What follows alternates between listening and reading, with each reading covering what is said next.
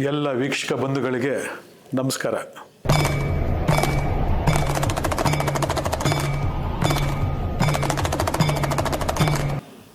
ವೀಕ್ಷಕರೇ, ಇವತ್ತು ಬಹಳ ಮುಖ್ಯವಾಗಿರ್ತಕ್ಕಂತಹ ಎರಡು ವಿಚಾರಗಳ ಬಗ್ಗೆ ಮಾತಾಡಲಿಕ್ಕೆ ಬಂದಿದ್ದೀನಿ. ಯಾವುದೇ ಒಂದು ವಿಚಾರ ಮನುಷ್ಯನ ಜೀವನಕ್ಕೆ ಸಂಬಂಧಪಟ್ಟಿದ್ದಾಗಿರುತ್ತೆ. ಈ ಮನುಷ್ಯನ ಜೀವನಕ್ಕೆ ಸಂಬಂಧಪಟ್ಟಂತಹ ಆ ಎರಡು ವಿಚಾರಗಳು ಬಹಳ ಗಂಭೀರವಾಗಿರ್ತಕ್ಕಂಥ ವಿಚಾರಗಳು. ಆ ಗಂಭೀರವಾಗಿರ್ತಕ್ಕಂಥ ವಿಚಾರಗಳನ್ನು ನಾವು ಸರಿಯಾದ ರೀತಿಯಲ್ಲಿ ತಗೊಂಡಿಲ್ಲ ಅಂತಂದಾಗ ಅದರ ಮೂಲ ವಿಚಾರಗಳನ್ನ ನಾವು ತಿಳ್ಕೊಂಡಿಲ್ಲ ಅಂತಂದಾಗ ಈ ಮನುಷ್ಯ ಅಂತಕ್ಕಂಥ ಜನ್ಮ ಹುಟ್ಟದಾಗಿಂದ ಕೊನೆಯವರೆಗೂ ಭಾಳಷ್ಟು ಸಮಸ್ಯೆಗಳನ್ನು ಎದುರಿಸಬೇಕಾಗ್ತದೆ. ಮನುಷ್ಯ ಅಂದಮೇಲೆ ಸಮಸ್ಯೆ ಇದ್ದದ್ದೇ ಅಂತ ಭಾಳ ಜನ ಹೇಳ್ತಾರೆ. ಆದರೆ ಮನುಷ್ಯನಿಗೆ ಸಮಸ್ಯೆ ಮೂಲ ಯಾರೂ ಹೇಳ್ಕೊಡಲ್ಲ ನಿಮಗೆ. ಮನುಷ್ಯನಿಗೆ ಸಮಸ್ಯೆಯ ಮೂಲವನ್ನು ತಿಳ್ಕೊಂಡಿಲ್ಲ ಅಂತಂದಾಗ ಆ ಮನುಷ್ಯ ತನ್ನ ಜೀವಿತಾವಧಿಯಲ್ಲಿ ಅಂದ್ರೇನು, ಹುಟ್ಟು, ಬಾಲ್ಯ, ಯೌವನ, ಮಧ್ಯಮ, ಮುಪ್ಪು, ಕೊನೆ ಹಂತ, ಇಷ್ಟು ಹಂತಗಳಲ್ಲಿ ಅವನು ಅನುಭವಿಸ್ತಾ ಹೋಗ್ತಾ ಇರ್ತಾನೆ. ಭಾಳ ಜನ ನನ್ನ ಹಣೆ ಬರ ಸರಿ ಇಲ್ಲ, ನನ್ನ ಟೈಮ್ ಚೆನ್ನಾಗಿಲ್ಲ, ನಾನು ಹುಟ್ಟಿರದೇ ಹೀಗೆ, ನಾನು ದುರದೃಷ್ಟವಂತ ಅಂತೇಳಿ ಭಾಳ ಜನ ಹೇಳ್ತಾರೆ. ಆದರೆ ಕೆಲವರು ಅದನ್ನು ಬೆನ್ನತ್ತಿ ದೈವ ಪೂಜೆ ಪುನಸ್ಕಾರ ಕಡೆ ಗಮನ ಕೊಟ್ಟು ಅದನ್ನು ಪರಿಹಾರ ಮಾಡ್ಕೊಳ್ಳೋಕ್ಕೆ ಗಮನ ಕೊಡ್ತಾರೆ. ಇನ್ನೊಂದಷ್ಟು ಜನ ಜ್ಯೋತಿಷ್ಯ, ವಾಸ್ತು, ರತ್ನಶಾಸ್ತ್ರ, ಆ ಶಾಸ್ತ್ರ, ಈ ಶಾಸ್ತ್ರ ಅಂಥೇಳಿ ಅದರ ಮೊರೆ ಹೋಗ್ತಾರೆ. ಯಾರು ಎಷ್ಟೇ ಯಾವುದೇ ಶಾಸ್ತ್ರ ಕಡೆ ಗಮನ ಕೊಟ್ಟರು ಕೂಡ ಭಾಳ ಜನ ಇದು ಯಾವುದಕ್ಕೂ ತಲೆ ಕೆಡಿಸ್ಕೊಳ್ಳದೆ ಹಲವಾರು ರೀತಿಯಾಗಿರ್ತಕ್ಕಂತಹ ಸಮಸ್ಯೆಗಳನ್ನು ತಮ್ಮ ಜೀವಿತಾವಧಿಯಲ್ಲಿ ಅನುಭವಿಸ್ತಾ ಹೋಗ್ತಾ ಇರ್ತಾರೆ. ಕೆಲವೊಂದು ಸಮಸ್ಯೆಗಳು ಕೆಲವೊಂದು ಏಜ್ ಅಂದರೆ ಕೆಲವೊಂದು ವಯಸ್ಸಿನಲ್ಲಿ ಅವು ಆಕ್ಟಿವೇಟ್ ಆಗಿಬಿಡ್ತವೆ. ಕೆಲವೊಂದು ಸಮಸ್ಯೆಗಳು ನಿಮಗೆ ಗುಪ್ತವಾಗಿರ್ತದೆ, ಅವು ಕೆಲಸ ಮಾಡ್ತಾ ಇರ್ತವೆ, ಆದರೆ ನೀವು ಅನುಭವಿಸ್ತಾ ಇರ್ತೀರ. ಆ ವಿಚಾರಗಳು ತಿಳ್ಕೊಳ್ಳೋದಕ್ಕೆ ನೀವು ಎಷ್ಟೇ ಪ್ರಯತ್ನ ಪಟ್ಟರೂ ಕೂಡ ಸರಿಯಾದಂತಹ ಗುರು ಮಾರ್ಗದರ್ಶನ ಇಲ್ಲದೆ, ಸರಿಯಾದಂತಹ ಜ್ಯೋತಿಷ್ಯ ಜ್ಞಾನ ಮಾರ್ಗ ಇಲ್ಲದೆ ಇವತ್ತು ಭಾಳ ಜನ ತೊಳ್ಳಾಡ್ತಕ್ಕಂಥದ್ದು ನಾವು ಸಮಾಜದಲ್ಲಿ ನೋಡ್ತಾ ಇದ್ದೀವಿ. ನಿಮಗೆಲ್ಲ ಕುತೂಹಲ ಆಗ್ಬೋದು, ಯಾವುದಪ್ಪ ಅಂಥ ಸಮಸ್ಯೆ ಅಂತೇಳಿ. ಎಲ್ಲರೂ ಸಮಾಜದಲ್ಲಿ ಅನುಭವಿಸ್ತಕ್ಕಂತಹ ಈ ಎರಡು ಗಂಭೀರ ವಿಚಾರಗಳನ್ನು ನೀವು ತಿಳ್ಕೊಂಡ್ಬಿಟ್ರೆ, ಆ ಒಂದು ವಿಚಾರದ ಮೂಲ ಕಾರಣವನ್ನು ತಿಳ್ಕೊಂಡ್ಬಿಟ್ರೆ ಇವತ್ತು ಯಾವುದೇ ವಯಸ್ಸಲ್ಲಿ ನಾವು ಸುಖ ಸಂತೋಷವಾಗಿ ಬದುಕ್ಬೋದು, ಬಾಳ್ಬೋದು. ಇದರಲ್ಲಿ ಭಾಳ ಮುಖ್ಯವಾದ ವಿಚಾರ ಅಂತಂದರೆ ದುಡ್ಡು, ಫೈನಾನ್ಷಿಯಲ್ ಪ್ರಾಬ್ಲಮ್ಸ್. ಫೈನಾನ್ಷಿಯಲಿ ಪ್ರಾಬ್ಲಮ್ಸು ಪ್ರತಿಯೊಬ್ಬರು ಕೂಡ ಫೇಸ್ ಮಾಡ್ತಾ ಇರ್ತಾರೆ. ಆ ಫೈನಾನ್ಷಿಯಲಿ ಪ್ರಾಬ್ಲಮ್ಸು ಇದು ಮಾಮೂಲು ಬಿಡಿ, ಎಲ್ರಿಗೂ ಇದ್ದದೆ ಅಂತ ಹೇಳ್ತೀರ. ಆದರೆ ಇನ್ನೂ ಕೆಲವರು, ಎಷ್ಟೋ ಜನಕ್ಕೆ ನನಗೆ ಫೈನಾನ್ಷಿಯಲ್ ಪ್ರಾಬ್ಲಮ್ಸೇ ಇಲ್ಲ, ನಾನು ಹುಟ್ಟಿದಾಗಿಂದ ಕೂಡ ಗೋಲ್ಡನ್ ಸ್ಪೂನಲ್ಲಿ ಹುಟ್ಟಿದ್ದೀನಿ, ನನ್ನ ಕೊನೆಯವರು ಕೂಡ ಯಾವುದೇ ರೀತಿ ಸಮಸ್ಯೆ ಇಲ್ಲ, ಅಷ್ಟು ನನ್ನಲ್ಲಿ ಆ ಬ್ಯಾಕ್ಗ್ರೌಂಡ್ ಫೈನಾನ್ಷಿಯಲಿ ಸಪೋರ್ಟ್ ಇದೆ ಅಂತಕ್ಕಂಥದ್ದು ಕೆಲವರು ಹೇಳ್ತಾರೆ. ನಾವು ನೋಡ್ತಾ ಇರ್ತೀವಿ ಸಮಾಜದಲ್ಲಿ. ಯಾಕಂದರೆ ಹಣ ಇರೋರಿಗೆ ಹಣ ಹೋಗ್ತಾನೇ ಇರ್ತದೆ ಹೊರತು ಹಣದ ಬೆನ್ನತ್ತು ಹೋದವ್ರಿಗೆ ಹಣ ಸಿಗೋದೇ ಇಲ್ಲ. ಹಣದ ಬೆನ್ನತ್ತು ಹೋಗಿ ಹಣ ಸಂಪಾದನೆ ಮಾಡ್ತಕ್ಕಂಥವ್ರು ಕೂಡ ಹಣ ಉಳಿಯೋದೇ ಇಲ್ಲ. ಯಾವುದಾದ್ರೂ ರೂಪದಲ್ಲಿ ಅದು ಖರ್ಚಾಗಿ ಹೋಗ್ತದೆ. ಈ ರೀತಿ ಈ ಹಣದ ವಿಷಯಕ್ಕೆ ಸಂಬಂಧಪಟ್ಟಂಥ ವಿಚಾರದಲ್ಲಿ, ಫೈನಾನ್ಷಿಯಲಿ ಸಂಬಂಧಪಟ್ಟ ವಿಚಾರದಲ್ಲಿ ಹುಟ್ಟಿನಿಂದ ಕೊನೆವರೆಗೂ ಕೂಡ ಹಂತವನ್ನು ನಾವು ಪ್ರಾಬ್ಲಮ್ ಫೇಸ್ ಮಾಡ್ತೀವಿ ಅಂತಂದರೆ, ಹುಟ್ಟೋದಕ್ಕೂ ನಮ್ಗೆ ಹಣ ಬೇಕು. ನೋಡಿ, ಹುಟ್ಟೋದಕ್ಕೂ ನಮ್ಗೆ ಹಣ ಬೇಕು. ಹಣ ಇಲ್ಲಾಂದರೆ ಆಸ್ಪತ್ರೆಗೆ ಸೇರಿಸೋದೇ ಇಲ್ಲ ನಮ್ಮನ್ನು. ಹಾಗೆಯೇ ಒಂದು ಬಾಲ್ಯ ತಗೊಂಡಾಗ ಎಜುಕೇಷನ್ಗೆ ಹಣ ಬೇಕೇ ಬೇಕು. ಅದೇ ರೀತಿ ಒಂದು ಉದ್ಯೋಗ ಆರಿಸ್ಕೋಬೇಕು ಅಂತಂದಾಗ ಆ ಉದ್ಯೋಗಕ್ಕೆ ಹಣ ಬೇಕು. ಯಾಕಂದರೆ ಉದ್ಯೋಗಕ್ಕೆ ಯಾವ್ದಾರ ಒಂದು ಸ್ವಲ್ಪ ಲಂಚ ಕೊಟ್ಟರೆ ಅವ್ನು ನಮ್ಗೆ ಕೆಲಸ ಕೊಡೋಕ್ಕಾಗೋದು. ಎಕ್ಸಾಂಪಲ್ ತೊಗೊಂಡ್ರೆ ಒಂದು ಗೌರ್ಮೆಂಟ್ ಜಾಬ್ ಅನ್ಕೊಳ್ಳಿ, ಇವತ್ತಿನ ಪರಿಸ್ಥಿತಿ. ಹಾಗೆ ಒಂದು ಬಿಸ್ನೆಸ್ ಮಾಡಬೇಕು ಅಂದಾಗ ನಮ್ಗೆ ಹಣ ಬೇಕು. ಸಾಕಷ್ಟು ಹಣವನ್ನು ಇನ್ವೆಸ್ಟ್ ಮಾಡಿದಾಗಲೇ ನಾವು ಅದನ್ನು ಬಿಸ್ನೆಸ್ ಅಂತ ಮಾಡಿ ಅದರಲ್ಲಿ ಸಕ್ಸಸ್ಫುಲ್ ಮಾಡಲಿಕ್ಕೆ ಸಾಧ್ಯ. ಇನ್ವೆಸ್ಟ್ ಮಾಡಲಿಲ್ಲ ಅಂತ ಬಿಸ್ನೆಸ್ ಆಗೋದೇ ಇಲ್ಲ. ಹಾಗೆಯೇ ಮದುವೆ ಮಾಡ್ಕೋಬೇಕು ಅಂದರೆ ನಮಗೆ ದುಡ್ಡು ಬೇಕು, ಮಕ್ಕಳು ಮಾಡ್ಕೋಬೇಕು ಅಂದರೆ ನಮ್ಗೆ ದುಡ್ಡು ಬೇಕು. ಹಾಗೆ ಅಭಿವೃದ್ಧಿ ಆಗಬೇಕು, ಮನೆ ಕಟ್ಟಬೇಕು, ಸೈಟ್ ತೊಗೋಬೇಕು, ಹಾಗೆ ಹೀಗೆ ಕಾರ್ ತೊಗೋಬೇಕು, ಬಂಗ್ಲೆ ತೊಗೋಬೇಕು ಅಂದರೆ ಅದೆಲ್ಲದಕ್ಕೂ ದುಡ್ಡು ಬೇಕೇ ಬೇಕು. ಈ ರೀತಿ 10 ಅಂದರೆ ಹುಟ್ಟಿನಿಂದ ಕೊನೆವರೆಗೂ, ಅಂದರೆ ಮನುಷ್ಯ ಮಣ್ಣಿಗೆ ಹೋಗ್ತಾ ಇದ್ದಾನೆ ಅಂದರೆ ಅಲ್ಲೂ ದುಡ್ಡು ಬೇಕು. ಅವ್ನು ಮಣ್ಣು ಮಾಡೋಕ್ಕೂ ದುಡ್ಡು ಬೇಕು. ನಾವು ನೋಡಿ, ಹುಟ್ಟಿನಿಂದ ಕೊನೆವರೆಗೂ ಕೂಡ ಪ್ರತಿಯೊಂದಲ್ಲೂ ಕೂಡ ಹಂತವಾಗಿ ನಮಗೆ ದುಡ್ಡು ಬೇಕೇ ಬೇಕು.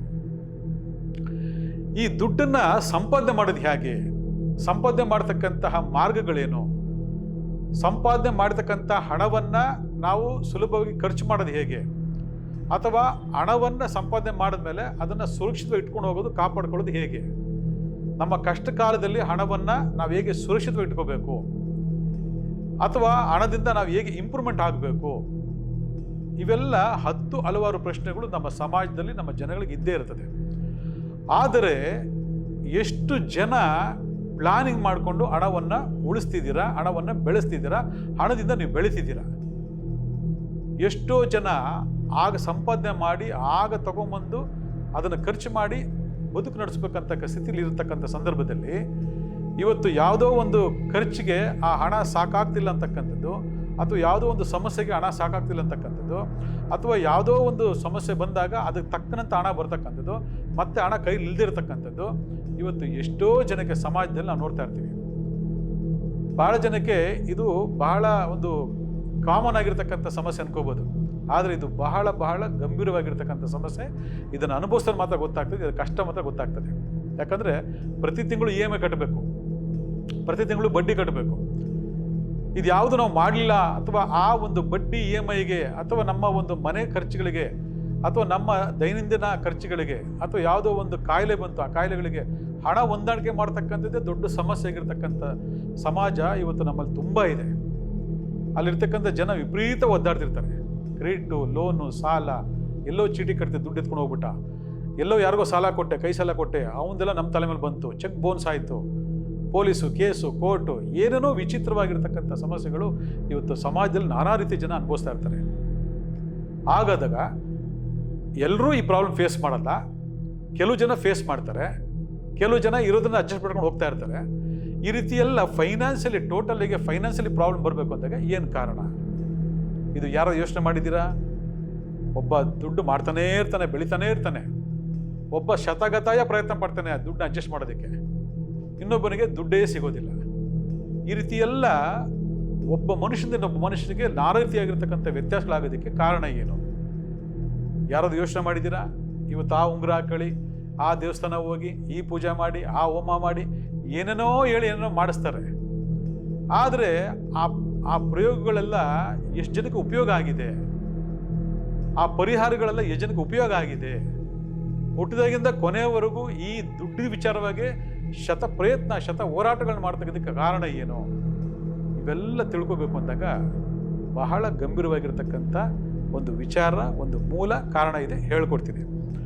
ಹಾಗೆಯೇ ಇನ್ನೊಂದು ಗಂಭೀರವಾದ ವಿಚಾರ, ಇದು ಸಂಬಂಧಪಟ್ಟಿದೆ, ಇದಕ್ಕೆ ರಿಲೇಟೆಡೇ. ಏನಪ್ಪ ಅಂತಂದರೆ, ಸಮಾಜದಲ್ಲಿ ನಾವು ಎಲ್ಲೋ ಒಂದು ಕಡೆ ನೆಮ್ಮದಿಯಾಗಿ ಇರೋಣ, ಬದುಕೋಣ ಅಂತಂದರೆ ಅದು ನಮ್ಮ ಮನೆ ಆಗಿರ್ಬೋದು, ಅಥವಾ ನಮ್ಮ ಎಜುಕೇಷನ್ ಸ್ಕೂಲ್ ಆಗಿರ್ಬೋದು, ಕಾಲೇಜ್ ಆಗಿರ್ಬೋದು, ಅಥವಾ ನಮ್ಮ ಉದ್ಯೋಗ ಸ್ಥಾನ ಆಗಿರ್ಬೋದು, ಅಥವಾ ನಮ್ಮ ಬಿಸ್ನೆಸ್ ಸ್ಥಾನ ಆಗಿರ್ಬೋದು, ಅಥವಾ ನಮ್ಮ ಮ್ಯಾರಿಡ್ ಲೈಫ್ ಆಗಿರ್ಬೋದು, ನಮ್ಮ ಕುಟುಂಬ ಆಗಿರ್ಬೋದು, ಅಥವಾ ನಮ್ಮ ಅಭಿವೃದ್ಧಿ ಆಗ್ತಕ್ಕಂಥ ಒಂದು ಸ್ಥಾನ ಆಗಿರ್ಬೋದು, ಎಲ್ಲೆಲ್ಲೂ ಬರೀ ಕಿರುಕುಳ, ಬರೀ ಟಾರ್ಚರು, ಬರೀ ಹಿಂಸೆ, ಅದನ್ನು ತಡ್ಕೊಳ್ಳೋಕ್ಕೆ ಆಗಿರ್ತಕ್ಕಂಥ ಒಂದು ಸ್ಥಿತಿ ನಮ್ಮಲ್ಲಿದೆ ಅಂತಂದರೆ, ಇವತ್ತು ಭಾಳ ಜನ ಸಮಾಜದಲ್ಲಿ ಇದನ್ನು ಗಂಭೀರವಾಗಿ ಪರಿಗಣಿಸೋದು ಕೂಡ ಏನೂ ಮಾಡ್ಕೊಳ್ಳೋಕ್ಕಾಗ್ತಕ್ಕ ಸ್ಥಿತಿ ಬಂದುಬಿಟ್ಟಿದೆ. ಯಾಕಂದರೆ ಅವ್ರನ್ನ ಕೋರ್ಟ್ಗೆ ಹಾಕ್ತಾರೆ, ಕಚೇರಿಗೆ ಇಳಿತಾರೆ, ಅಥವಾ ಹರಾಸ್ಮೆಂಟ್ ಮಾಡ್ತಾರೆ, ಕೇಸ್ ಹಾಕ್ತಾರೆ, ಏನನ್ನು ವಿಚಿತ್ರವಾಗಿ ಮಾಡ್ತಾರೆ. ಆದರೆ ಪ್ರತಿಯೊಬ್ಬರು ಹೇಳೋದು, ಆ ಹೆಣ್ಣಿಂದ ನನಗೆ ಕಷ್ಟ ಬಂತು, ಆ ಹೆಣ್ಣು ನನ್ನ ಜೀವನದ ಮೇಲೆ ಬಂದಮೇಲೆ ಕಷ್ಟ ಬಂದಿದೆ, ಆ ಹೆಣ್ಣು ನನಗೆ ತೊಂದರೆ ಆಗ್ತಾ ಇದೆ, ನನಗೆ ಯಾರೂ ಶತ್ರುಗಳಿಲ್ಲ, ನನಗೆಲ್ಲ ಶತ್ರು ಇರೋದೇ ಹೆಣ್ಣು, ಒಂದು ಸ್ತ್ರೀ, ಆ ಸ್ತ್ರೀಯಿಂದ ನನಗೆ ತುಂಬ ತೊಂದರೆಗಳಾಗ್ತಾ ಇದೆ ಅಂತಕ್ಕಂಥದ್ದು ಭಾಳ ಜನ ಇವತ್ತು ಸಮಾಜದಲ್ಲಿ ಹೇಳ್ತಾರೆ. ಅಕ್ಕಪಕ್ಕದ ಸ್ತ್ರೀಯರಾಗಿರ್ಬೋದು, ಉದ್ಯೋಗ ಸ್ಥಾನ ಇರ್ತಕ್ಕಂಥ ಸ್ತ್ರೀಯರಾಗಿರ್ಬೋದು, ಎಜುಕೇಷನ್ ಸಂದರ್ಭ ಇರ್ತಕ್ಕಂಥ ಕಾಲೇಜ್ ಇರ್ತಕ್ಕಂಥ ಸ್ತ್ರೀಯರಾಗಿರ್ಬೋದು, ಒಂದು ಮಕ್ಕಳಿಂದ ಹಿಡಿದು ಕೊನೆಯವರು ಕೂಡ ಈ ಸ್ತ್ರೀ ಕಾಟ ತಪ್ಪೋದೇ ಇಲ್ಲ. ಅಷ್ಟು ಸ್ತ್ರೀ ಶತ್ರುತ್ವ ಇವತ್ತು ಸಮಾಜದಲ್ಲಿ ಎಷ್ಟು ಜನ ಅನುಭವಿಸ್ತಾ ಇದ್ದೀರ ಅಂತಂದರೆ, ಅದನ್ನು ತಡ್ಕೊಳ್ಳೋಕ್ಕೆ ಆಗಿರ್ತಕ್ಕ ಸ್ಥಿತಿ ಬಂದ್ಬಿಟ್ಟಿದೆ ಇವತ್ತು. ಎಲ್ಲಿ ನೋಡಿದ್ರು, ಯಾವ ಕಡೆ ನೋಡಿದ್ರು ಪಬ್ಲಿಕ್ಕು, ಪರಸ್ತ್ರೀಯರಾಗಿರ್ಬೋದು, ಅಥವಾ ರಿಲೇಷನ್ಶಿಪ್ ಆಗಿರ್ಬೋದು, ಅಥವಾ ಕುಟುಂಬದಲ್ಲಾಗಿರ್ಬೋದು, ರಕ್ತ ಸಂಬಂಧ ಆಗಿರ್ಬೋದು, ಅಕ್ಕ ತಂಗಿರೇ ಬಿಡೋದಿಲ್ಲ. ಈ ರೀತಿ ಎಲ್ಲ ಕಡೆಯಿಂದನೂ ಒಂದು ಸ್ತ್ರೀ ಕಾಟ, ಸ್ತ್ರೀ ಶತ್ರುತ್ವ, ಸ್ತ್ರೀ ಸಂಬಂಧಪಟ್ಟಂಥ ಟಾರ್ಚರ್ಗಳು, ಸ್ತ್ರೀ ಸಂಬಂಧಪಟ್ಟಂತಹ ಬೇರೆ ಬೇರೆ ರೀತಿಯಾಗಿರ್ತಕ್ಕಂಥ ಕರ್ಮಗಳು ಇವತ್ತೊಬ್ಬ ವ್ಯಕ್ತಿಯನ್ನು ಬೆಂಬಿಡದೆ, ಇದು ಲೇಡೀಸ್ಗೂ ಅನ್ವಯ ಆಗುತ್ತೆ, ಲೇಡೀಸ್ಗೆ ಮಾತ್ರ ಅಲ್ಲ, ಜೆಂಟ್ಸ್ಗೆ ಮಾತ್ರ ಅಂತ ಅನ್ಕೋಬೇಡಿ, ಲೇಡೀಸ್ಗೂ ಅನ್ವಯ ಆಗ್ತಕ್ಕಂತಹ, ಜೆಂಟ್ಸ್ಗೂ ಅನ್ವಯ ಆಗ್ತಕ್ಕಂತಹ ಹಲವಾರು ಇದಾಗಿರ್ತಕ್ಕಂಥ ಈ ಸ್ತ್ರೀ ಶತ್ರುತ್ವ ಕರ್ಮಗಳು ಒಬ್ಬ ಮನುಷ್ಯ ಅನುಭವಿಸ್ತಾ ಇದ್ದಾನೆ ಅಂತಂದರೆ, ಯಾರಾದರೂ ಇದಕ್ಕೆ ಕಾರಣ ಹುಡುಕಿದ್ದೀರಾ? ಇಲ್ಲ. ಇವತ್ತು ಬೇರೆ ಬೇರೆ ರೀತಿ ಕೋರ್ಟ್ಗೆ ಹೋಗ್ತೀರಾ, ಕೇಸ್ ಹಾಕ್ತೀರಾ, ಇದಾಗ್ತೀರಾ, ರೌಡಿಸಮ್ ಮಾಡ್ತೀರಾ, ಕೊಲೆನೇ ಮಾಡಿಬಿಡ್ತೀರಾ, ಈ ಕಾಟ ತಡ್ಕೊಳಕ್ಕಾಗ್ತಿಲ್ಲ ನನಗೆ ಅಂತೇಳಿ. ಆದರೆ ಒಬ್ಬರು ತಪ್ಪಿಸ್ಕೊಂಡಾದ್ಮೇಲೆ ಇನ್ನೊಬ್ಬರು ಉಟ್ಕೊಂಡ್ಬಿಡ್ತಾರೆ. ಆ ಇನ್ನೊಬ್ಬರು ಉಟ್ಕೊಂಡ ತಕ್ಷಣ ಇನ್ನೊಬ್ಬರು ಉಟ್ಕೊತಾರೆ. ಹಿಂಗೆ ಒಬ್ಬರಿಂದೊಬ್ಬರು ಎಲ್ಲಿ ನೋಡಿದ್ರು ಸ್ತ್ರೀ ಶತ್ರುತ್ವ ಎಷ್ಟು ಜನ ಅನುಭವಿಸ್ತಿದ್ದಾರೆ ಹೇಳಿ. ಇವತ್ತು ಒಂದು ಹುಡುಗಿನ ಪ್ರೀತಿ ಮಾಡಿದ್ರೆ ಆ ಪ್ರೀತಿ ಮೊದಲನೇ ಭಾಗದಲ್ಲಿ ತುಂಬ ಚೆನ್ನಾಗಿರ್ತೈತೆ. ಅದಾದಮೇಲೆ ಇಮ್ಮಿಡಿಯೇಟಾಗೆ ಶತ್ರುತ್ವ, ಅವಳೇ ಶತ್ರು ಆಗ್ಬಿಡ್ತಾಳೆ. ಎತ್ತ ತಾಯಿನೇ ಶತ್ರು ಆಗ್ತಾಳೆ, ಕಟ್ಕೊಂಡು ಹೆಂಡ್ತಿನೇ ಶತ್ರು ಆಗ್ತಾಳೆ, ಜೊತೆಲಿ ಹುಟ್ಟಿರ್ತಕ್ಕಂಥ ಹೆಣ್ಮಕ್ಳೇ ಶತ್ರುಗಳಾಗಿ ಹೋಗ್ತಾರೆ. ಹೀಗೆ ಹಲವಾರು ಸ್ತ್ರೀ ಸಂಬಂಧಪಟ್ಟಂಥ ಕಾಟ, ಸ್ತ್ರೀ ಸಂಬಂಧಪಟ್ಟಂಥ ಟಾರ್ಚರ್, ಸ್ತ್ರೀ ಸಂಬಂಧಪಟ್ಟಂತಹ ರೋದನೆಗಳು ನಮಗೆ ಯಾಕೆ ಬರ್ತದೆ ಅಂತಕ್ಕಂಥದ್ದು ಯಾರಾದ್ರೂ ಯೋಚನೆ ಮಾಡಿದ್ದೀರಾ? ಇಲ್ಲ. ಬರೀ ಅವಳು ಸರಿ ಇಲ್ಲ, ಅವಳು ಶತ್ರು, ಅವಳು ಸಹವಾಸ ಬೇಡ, ಅವಳಿಗೇನೋ ಮಾಡಿ ಮುಗಿಸ್ಬೇಕು ಅಂತ ಯೋಚನೆ ಮಾಡ್ತಿರೋ ಹೊರತು ಆ ಸ್ತ್ರೀ ಶತ್ರುತ್ವ ಅಂತಕ್ಕಂಥದ್ದು ನಾನು ಒಳಗಡೆ ಎಲ್ಲಿಂದ ಉತ್ಪತ್ತಿಯಾಗಿದೆ ಅನ್ನೋದ್ರ ಬಗ್ಗೆ ಯಾರೂ ಯೋಚನೆ ಮಾಡೋದಿಲ್ಲ. ಇದೆಲ್ಲ ಈ ಹಣಕ್ಕೆ ಸಂಬಂಧಪಟ್ಟಂಥ ಪ್ರಾಬ್ಲಮ್ಸ್ ಮತ್ತು ಸ್ತ್ರೀಗೆ ಸಂಬಂಧಪಟ್ಟಂಥ ಪ್ರಾಬ್ಲಮ್ಸು ನಿಮ್ಗೆ ಇವತ್ತು ಶುರು ಆಗಿದೆ ಅಂತಂದರೆ ಅದಕ್ಕೆ ಮೂಲ ಕಾರಣ ಎಲ್ಲಿದೆ ಗೊತ್ತಾ? ನಿಮ್ಮಲ್ಲೇ ಇದೆ.